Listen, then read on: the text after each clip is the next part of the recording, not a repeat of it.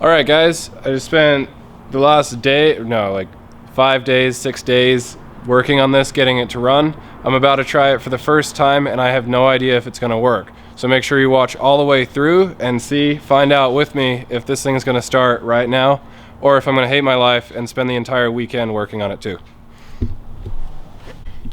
What's up guys? I think we're, like part 4 now, so I'll catch you guys up on what I did since putting in the pedals, and then today we're throwing in the engine, hopefully getting the throttle cable hooked up, maybe some of the exhaust headers and all that good stuff, and I'll show you guys the brakes. So come along with me. Over here, we've got sweet, it's all inverted flare because Aaron only had that tool. And then we've got a nice T for the front brakes going around because we deleted the ABS. And we've got inverted flare to AN line all the way back into the pedals. And then we've got another AN line to bubble flare going for the clutch slave. We got Chris here drinking the claws. So there's another thing you haven't mentioned. What haven't I mentioned? You have a whole front end on your car. Oh yeah, shit, I forgot about that. We also have a whole front end on the car. So, you know, it's beautiful, it's paint matched, it's gorgeous, it's undamaged. I think I briefly mentioned this in the last video, but I also forgot to mention what kind of wheels these are, and these are ESM 003Rs, and I've got Toyo Proxies, like 88Rs in the front, or in the rear? I don't know, some Proxies, 200 tread wear, good tires. Yeah. And some Federal 200 tread wear in the front. Yep. And they're Hartgay rep wheels. They pay homage to old Hartgay wheels, but they're cool. Yeah. They're a fake 2-piece with a good step lip. They're aluminum, they're lightweight, and they're the right offset. So they work. And so, yeah, really it's just we're going to throw on the engine and see it all in there with the shaved bay goodness. All right. It's engine go in time. I put in like a few more wires and stuff and generally just cleaned up the engine bay. I also put on HIDs, so those are cool. The way I decided to do this is I'm going to put the engine in by itself, and then actually we can't do it anyway. You know, most people do the trans and the engine together and then horseshoe it in. But it's easier to go from underneath with the trans and flex the motor mounts a little bit more than they should just to begin with. So that's what we're going to go ahead and do this time around. But the pilot bearing gets in tomorrow, and then I can put the trans on. So right now it's really just the engine, and shouldn't be too difficult. It's always easy. I'm just really excited to see what it looks like when it's in the engine bay with it all shaved down. Also threw in HIDs as low beams and kind of put power to this car to see what's wrong with it. I've never turned this car on, and the condition you saw it in the first episode was the condition I basically got this car in. So it's figuring out what's wrong with the car aside from, you know, adding an engine and mechanically fixing it up and everything.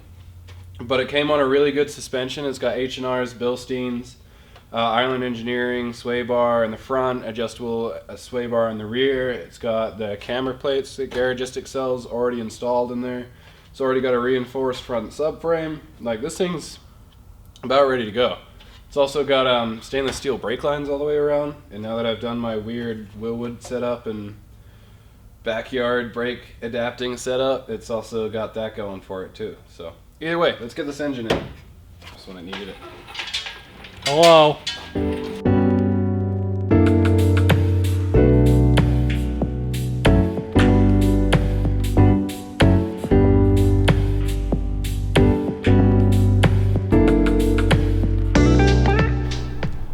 Alright, so yesterday we left off putting the engine inside the car and then messed around with getting the throttle cable to work the whole time. Now I'm pretty happy to say it's good to go, but we've got a bunch more to do. Tomorrow I'm going to do all the fluids, hook up the fuel lines, everything like that. But today we're just going to get the wiring harness going, and I might actually put the chip in the ECU too, which is also pretty exciting. As it turns out, and I'm sure Will's video is already going to be out, but we got sponsored by Squid. It's going to be a good day. Stay tuned. Alright, also on the back I mentioned, or in the first video or so, I mentioned an angry ass PCV plate. So I figured I'd show you guys what that's all about, why it's a good move, and eventually why it's going to be a great move. So first off, this is pretty much what you get from Angry Ass right here. This is your PCV delete plate for an M6S engine. that was smooth. I just lost a lot of things. But moving on. So once it's in the back, it's going to look like this. I have the third run of this model, and then it comes with a bunch of ARP hardware. You get nipples on the back so you can run vacuum reference for your boosted applications or things like that. This comes off of your OSB in here, and you can move it to a catch can or a recirculated system depending on how you want to do it. You have other plugs in case you want to run something larger through it, and then it also comes with some nice thread sealant and some nice thread locker. So it's definitely the move as far as if you're going for something super aftermarket, if you want to sort out your PCV system and make it a little bit more reliable. Alright, so check it out. I have the PCV delete plate going over here. This is where that direction we're going to get the catch can system. These two lines on the back are obviously coolant. They're going to go to the heating core, and then I'm going to use a E34 530 line that actually has a T built in and goes back over there, and then I'm going to have the expansion tank over there as well. So aside from, I need some harness wiring going from here to here. Aside from that, this is about done in the rear, so it's getting there. Alright, here's the latest. I am not doing engine wiring today. I completely got distracted, and we're putting on the trans. I got the clutch installed. We've got throwout bearing, everything on the trans that's needed, shift carrier, all that stuff. You know, E46 M3 carrier, linkage, all that stuff, and then it's an E39 540i transmission. And it's on an M60, and everybody's like, well, you know, whatever. But the only difference is that transmission has a crank pickup on the rear. It's actually on the flywheel. And then on the M60, it's on the hub. So the M60 will be unfazed by it. It's not a big deal. Anyways, let me show you what's going on here. So I've got the headers in. Everything's completely loose. So the headers are in loose, and then the starter's in loose, and this is in, I mean, tight and torqued. But the reason I let everything loose is because I don't know necessarily if I can get to it again with the trans in the car. So I'm leaving it all loose in. I'm going to get the trans in, and then I'm going to tighten everything back up, because again, I just don't know how it's all going to work, and if I don't want to have to pull out the trans again. So that's where we're at. I'm going to wait for Chris. He's going to help me spline this on, and then we're going to go ahead and tighten up the headers, and it should be all good underneath here. Have our drive shaft in, it's all made, and then the carrier and linkage is ready to go. You want to? Let's go! Let's do trans things. Woo! Alright, last I left off, we were putting the transmission into the engine. So that happened, and I'll show you guys what that looks like in a second. But I figured I'd update you guys on the top of the engine as well. So over here, we've got all of our reservoirs from 3 different Willwoods, and I'm thinking about mounting them up here, you know, just quite a neat, out of the way look. And then we got the boot on here. As far as a radiator, we're planning on going for an E36, M3 or M, it doesn't really matter to me, radiator. And that gives us a decent amount of clearance. This is gonna kind of be against it, and then we're just gonna go to a really simple cold airish intake here. I really don't hate the idea of deleting this though for just a direct through intake. I also got the headers on, but you'll see that more down below. So underneath the car, first off, it's definitely not the move to put the transmission on the engine after the engine is in the car. That sucks, and I'll show you why. Over here, we had to hammer out basically this entire area so we could get the bell housing to fit around, including the clutch and everything. But we hammered that out, and the passenger got a little bit less floor space, but that's their problem. Got this all hooked up. You can service your clutch without taking your engine out. That's true. The positive is now I can take the clutch out without taking the engine out. And we got all the headers in. We've got the stainless steel slave cylinder line coming through. And it's all together, just looking pretty good. I don't have axles yet. Well, I mean, I've got them. I just need to install them and finish them up. So that's gonna be on me. And then I also need to, on the speed sensor, go to a early model or late model speed sensor on the diff. This is a 293 LSD. And it's looking pretty good. Coming through. I'm gonna make this exhaust this weekend, and I've got all the stuff over there in my little corner, so that's gonna be fine. The steering shaft, after going to a non-airbag column, the steering shaft is probably my biggest pain, and it's still disconnected and I need to reconnect it, but that's going to be a lot of work, so maybe that'll be my next project here. This is the oiling holes for the M60 to go to the oil filter, and the M60 too. But we found out that the X5 bracket fits here, whereas on the other ones, the engine arm was part of the bracket. But the engine arm took up these holes as well, so you couldn't run the garagistic brackets. So if you get the X5 bracket, you have a dedicated oil seal off to a line system, and you also get to keep the garagistic brackets as well. So it's definitely the way to go. I spent like 2 hours buying parts, and half of the parts that I bought were wrong and don't fit. So Thursday's going well. Planning to have this running by Friday. I did buy coolant. That's pretty hard to screw up, so I got that. That's pretty much it. It's going good. We're making things happen. How you feeling? I wish there was a fitting. We got this, and we were gonna have it run into this pipe back here on the crossover, which we might still do, but it's a little too high and there's bubble things forming for where we want to put it. So we're gonna put it like here, and then if we could get a fitting that comes out here and elbows directly into this line, that hole here, then that would be the way to go. But apparently nobody makes an M14 by 1.0 elbow to this size hose barb fit. I don't know, man. We'll figure it out, dude. Why do BMW's got to have an expansion tank? I just wanted to capture the stress. The stress is real. I bought the wrong titanium protector sleeve. That's also the wrong size? Yeah, so I bought 2 things that are the wrong size. Coolant hose. I bet the fuel line's the wrong size too. Did you get 5/16? Yeah. Then you got the right fuel line. Alright, cool. Well, I'm winning there. And I got this. I got 10 feet, 1/2 inch of wire tucking conduit stuff from AutoZone, so it's super minty. It might be too small for everything, so that might also be the wrong size, but here we are. Winning. Alright, we'll check back with you soon. Yeah. Hello, YouTube. What are you doing right now? Updates. Have you yes. been drinking? No. Updates. So, what I've done today, lots of work. Nope. Okay, so I got 2 fuel lines. This is the feed over here, and we're kind of trying to figure out a nicer mounting solution than just kind of letting it rest back here. You'll notice if you are acquainted with these here engines, there's usually 2 temperature sensors here.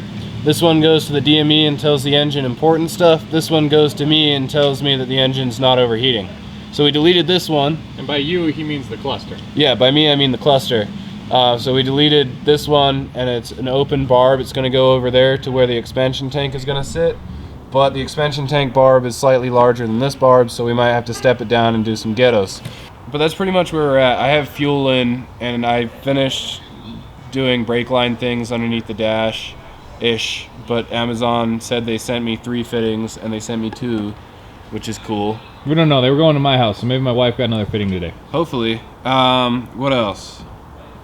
I'm working on oil filter lines right now. It smells like oil over here.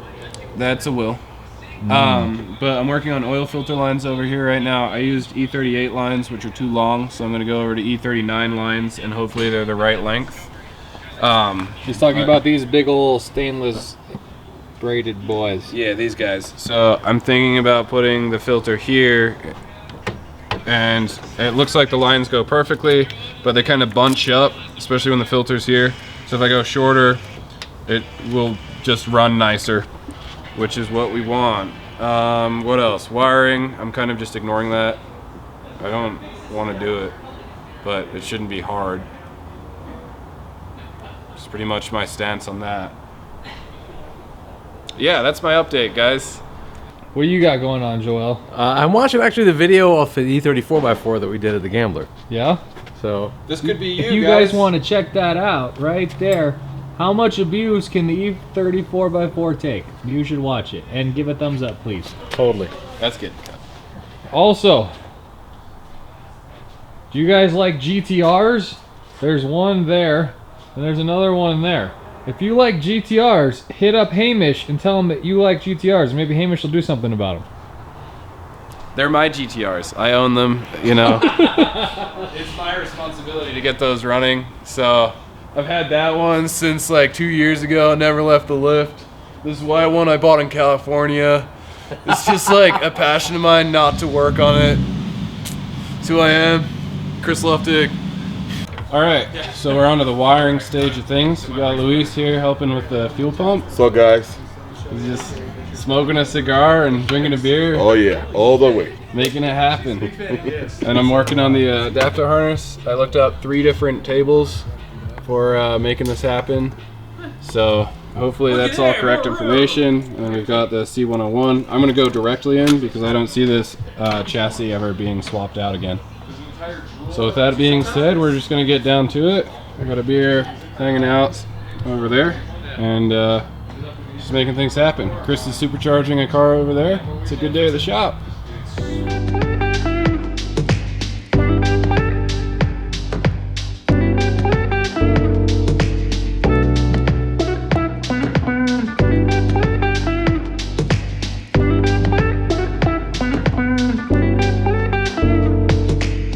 All right. Time has come. Okay, so you just watched like a very bad time lapse of us trying to put things together. We just put the fuel pump in, very ghetto, wired up the adapter harness. The diagrams we found didn't really work with each other, so I'm not entirely sure if it's going to work out. I went half off of pinouts and then half off of... You keep touching them, so I'm showing what you're touching. I went half off of pinouts and then half off of colors as well, so we'll see if that works. I really just want to see if it'll turn over and work. It's definitely not going to start right this second. I've pulled the fuel pump fuse so that way I can prime the engine with oil. And yeah, let's find out. He's stressing, guys. I'm big stress. I'm not stressing.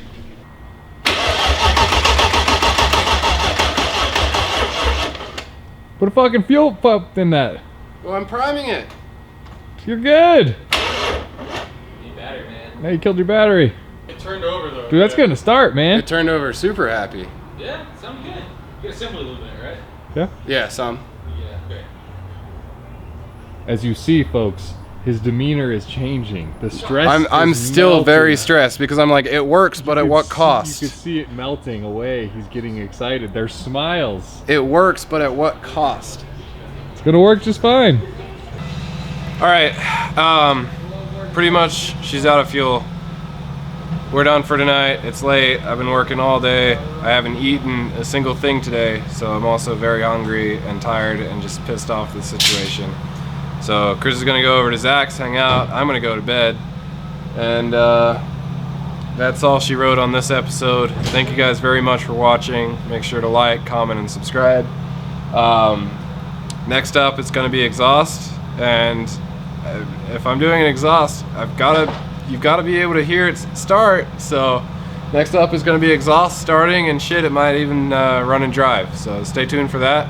Chris has a supercharged wagon over there as well. This could be before that, or it could be after that. So stay tuned, guys. Thanks for watching.